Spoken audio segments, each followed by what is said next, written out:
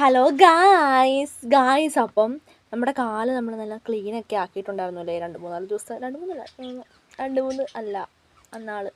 അപ്പോൾ നമ്മൾ എന്ത് ചെയ്യാൻ പോവാണ്, കാലിന് പുതിയ നെയിൽ പോളിഷ് ഇടാൻ വേണ്ടി പോവാണ് കേട്ടോ. അപ്പോൾ നമ്മുടെ അടിമക്കണ്ണൻ, എൻ്റെ സ്വന്തം അടിമക്കണ്ണനായ എൻ്റെ ചക്കര വാവാറ്റയാണ് എനിക്ക് ഇടാൻ വേണ്ടി പോകുന്നത്.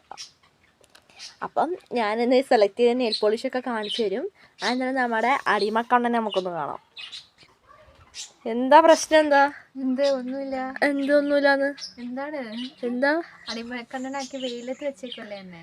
അതിനാരാ പറഞ്ഞ വെയിലത്തിരിക്കാൻ?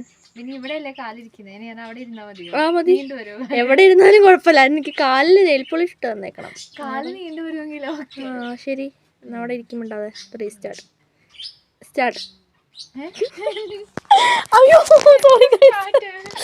അപ്പം ഞാൻ ഇടാൻ പോകുന്ന നെയിൽ പോളിഷ് എന്നിട്ടുണ്ട് കേട്ടോ. നമ്മുടെ കളറിൻ്റെ പേര് നോക്കണം കേട്ടോ.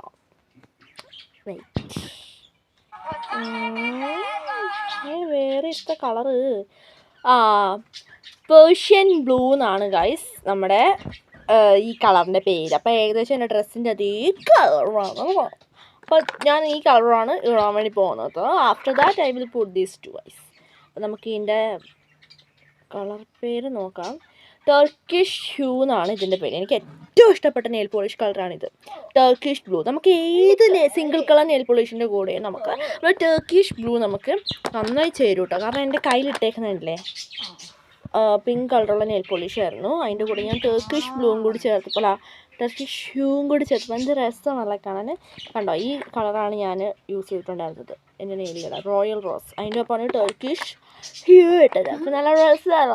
അപ്പോൾ നമുക്ക് സ്റ്റാർട്ട് ചെയ്യാം. വാ.